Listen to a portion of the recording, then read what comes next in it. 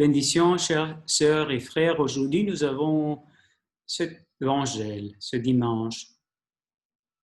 Évangile de Jésus-Christ selon saint Matthieu. Jésus parlait à ses disciples de sa venue. Il disait cette parabole.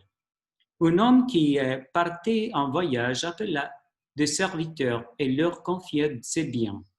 Alors, il donna une somme de 100 talents, à un autre 2 talents, à un troisième une seule, à chacun selon ses capacités.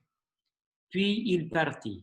Aussitôt, celui qui avait reçu 5 talents s'occupa de le faire valoir et en gagna 5 autres.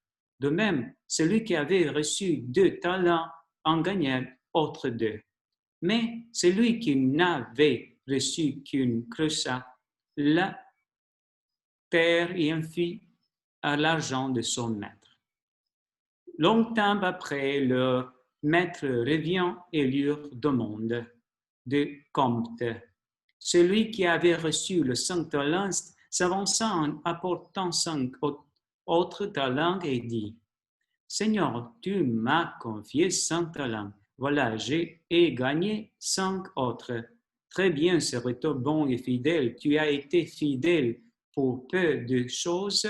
Je t'en confierai beaucoup. Entre dans la joie de ton maître. » Celui qui avait reçu 2 talents s'avança ensuite et dit, « Seigneur, tu m'as confié 2 talents. Voilà, je ai gagné 2 autres. Très bien, serviteur bon et fidèle. Tu as été fidèle pour peu de choses, je te confierai beaucoup. Entre dans la joie de ton maître. » Celui qui avait reçu une seule talent s'avança ensuite et dit, « Seigneur, je savais que tu es un homme dur. Tu moissonnes là où tu n'as pas semé. Tu ramasses là où tu n'as pas répandu le grain. J'ai eu peur et je suis allé enfuir ton talent dans la terre. Le voici, tu as ce qui t'appartient. » Son maître lui répliqua, « Serviteur mauvais et paresseux, tu savais que je moissonne là où je n'ai pas semé, et je ramasse le grain là où je ne l'ai pas répandu. Alors il fallait placer mon argent à la banque, et à mon retour je pourrais retrouver avec les intérêts.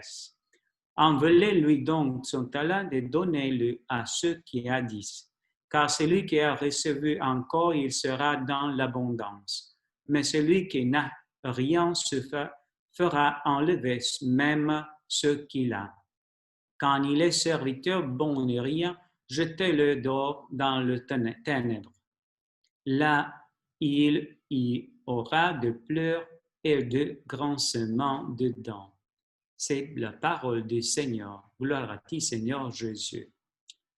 Le talent. Chacun de nous avons reçu de talents selon notre capacité. Qu'est-ce que veut dire?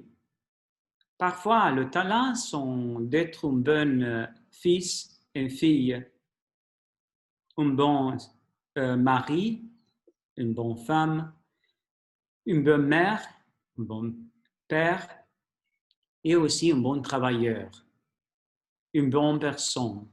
Et quand Jésus voit que tu es une bonne personne et tu fais bien les choses dans ta famille, peut-être te dit, tu peux en grandir. Voilà, si tu as éduqué ta famille avec joie, avec foi, et tu as aimé tes parents, et tu as aimé ta famille, je veux que la famille de Dieu, la paroisse, et tu peux évangéliser de plus, comme mère, comme père.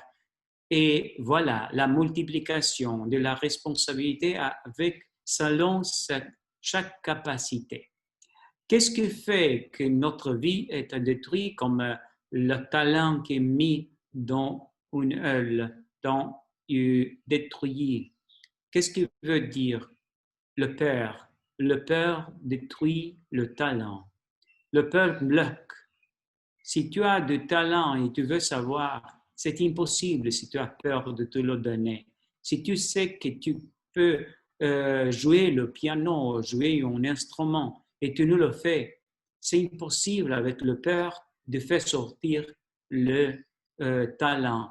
Le talent veut dire que je dois donner ce que Jésus m'a donné. C'est là que nous devons donner à Dieu et multiplier. C'est pas que c'est de nous, c'est pas notre talent, c'est le talent de Dieu qui doit être multiplié et transmis dans tout le monde. Qu'est-ce que nous avons reçu? La maternité, la paternité, le travailleur, qu'est-ce que tu as reçu? Dieu te bénisse et la persévérance va sauver aussi votre âme, votre vie, dit l'évangéliste Luc. La persévérance, être persévérant et multiplier le talent, en donner les autres. Dieu te bénisse au nom du Père et du Fils et du Saint-Esprit. Amen. Et la Vierge Marie te protège tous les jours de ta vie dans la divine volonté.